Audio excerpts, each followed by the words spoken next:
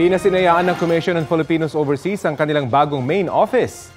Ayon kay CFO Chairperson Secretary Romulo Arugay, gagawin sa tanggapan ng ilan sa mga pangunahin nilang serbisyo gaya ng pre-departure orientation seminar para sa mga OFW at guidance counseling program para sa kanilang mga kaanak. Milestone raw ang pagbubukas ng main office para makapagbigay ng world-class na serbisyo sa pamamagitan ng makabagong pasilidad at mas pinagandang digitalization ng frontline services. Matatagpuan ang bagong opisina sa Upper Class Tower sa panulukan ng Quezon Avenue at Scout Reyes Street sa Quezon City. Sa Lunes na magsisimula ang operasyon doon at matitigil na ang operasyon sa lumang opisina ng CFO sa Quirino Avenue sa Maynila. Kapuso, alamin ang maiinit na balita. Bisitahin at mag-subscribe sa GMA Integrated News sa YouTube.